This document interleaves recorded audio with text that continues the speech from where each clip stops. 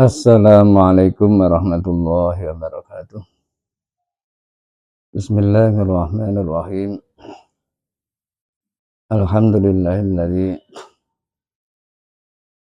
khalaqas samawati wal arda wa ja'ala adh-dhulumati wan nur. Asyhadu an la ilaha illallah wahdahu la syarika lah wa asyhadu anna sayyidana Muhammadan abduhu wa rasuluh. Allahumma shalli wa sallim wa barik ala sayyidina Muhammad wa ala alihi wa ashabihi wa man tabi'ahum ila yaumil qiyamah. Amma ba'dah, la haula wa la quwwata illa billah. Saudara-saudaraku rahimakumullah, alhamdulillah kita bisa bertemu kembali dalam rangka wa tawassaw bil haqqi wa tawassaw bis sabr, dalam rangka amar ma'ruf nahi mungkar, dalam rangka bandiwan wa ya. Khususnya usi wa nafsi wa iyyakum. Saya berwasiat kepada diri saya sendiri, semoga pertemuan ini senantiasa barokah, manfaat, maslahat di dunia dan akhirat. Amin. Allahumma amin. Saudara-saudaraku rahimakumullah, siapapun kita dalam kehidupan ini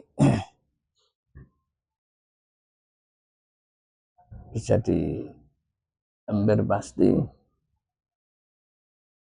menghendaki untuk rezeki yang lancar. Di antara cara-cara yang mungkin sering kita dengar adalah terkait dengan lancarnya rezeki, yaitu apabila kita mampu birrul walidain.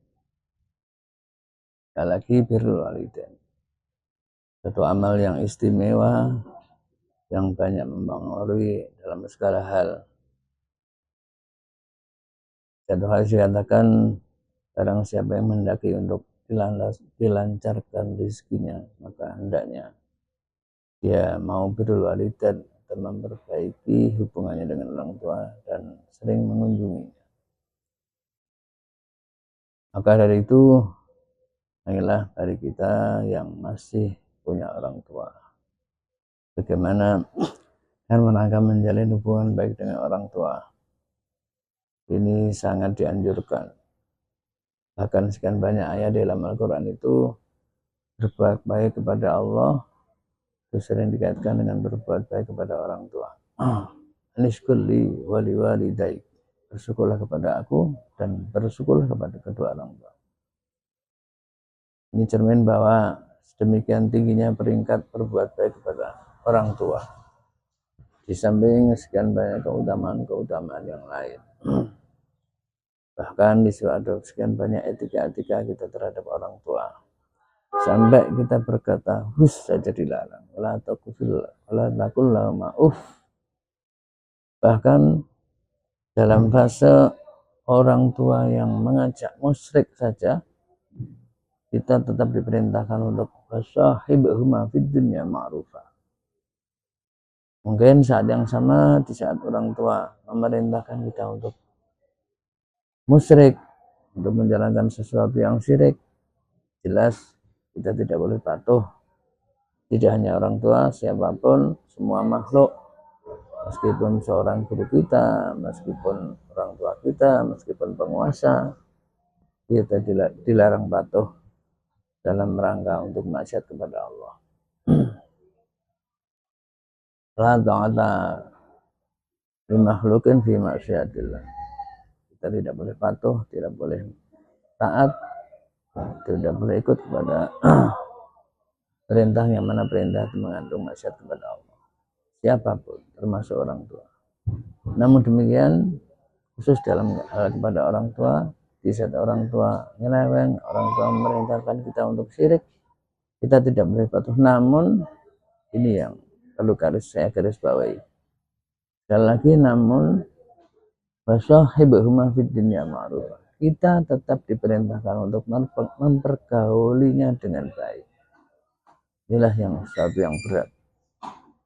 Kita tetap diperintahkan untuk mempergauli dengan baik. Artinya mempergauli dengan baik, kita tidak boleh membentaknya, tidak boleh bersikap kasar, tidak boleh tidak melayani, semuanya dalam kategori tetap hubungannya tetap harus baik meskipun kita tidak patuh.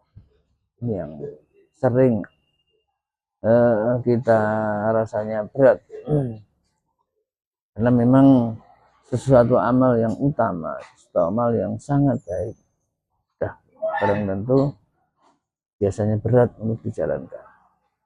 Karena itu kita sebagai seorang anak dan orang tua, marilah kita memperbaiki. Andaikan selama ini masih kurang baik, kita benahi hubungan kita. Andaikan sudah baik, marilah kita pertahankan, kita tingkatkan. Yang jelas berbuat baik kepada orang tua atau birrul walidain itu sangat diperintahkan. Samping ini juga merupakan kunci, kata kunci kalau kita ingin bahagia di dunia, berbeda akhirat nanti, maka perintah Allah yang berupa birrul walidain ini mari kita patuhi semaksimal mungkin. Kita senantiasa berusaha bagaimana agar supaya kita bisa birrul walidain. Saudara-saudaraku rahimakumullah. Jadi saya sampaikan bahwa sesuatu amal yang sangat utama, tentu sekian banyak tantangan, sekian banyak halangan, sekian banyak yang harus kita lalui dalam rangka untuk mengamalkan perintah itu. Itu sudah jelas. Lebih-lebih dalam konteks ini kita terhadap orang tua. Kenapa ini terjadi? Bahkan orang tua semakin tua, semakin sulit kita untuk birrul walidain. Karena apa? Semakin rewel, semakin sulit dilayani, semakin tambah pikun, tambah lupa, dan lain sebagainya. Marilah seperti ini kita sadari. Kita sadari dalam sisi bahwa semua yang ada, kondisi yang ada pada orang tua, dengan semakin menurunnya kondisi kesehatannya, kondisi mentalnya, kondisi pikirannya, pokoknya segala sesuatu yang ada.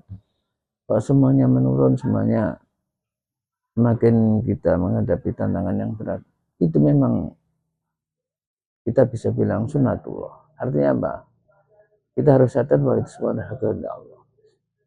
Memang Allah menghendaki sejauh mana kepatuhan kita kepada orang tua, sejauh mana kita birrul walidainnya, sebenarnya kita mempraktekkan wasahibul fid dunya ma'rufah. Karena apa?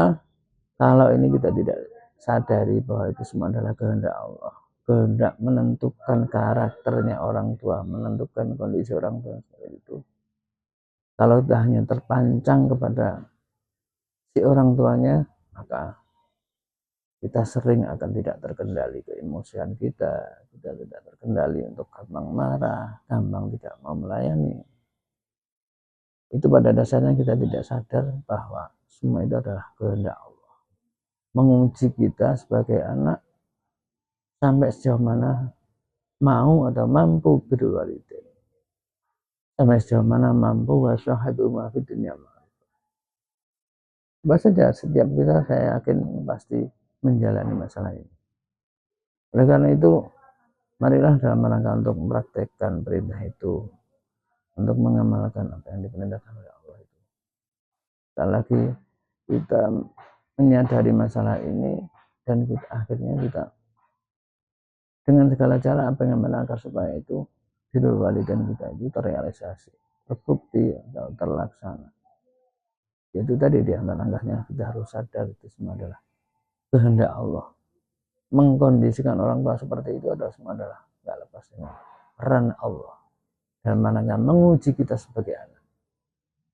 Kalau kita sadar begitu, insya Allah pasti akan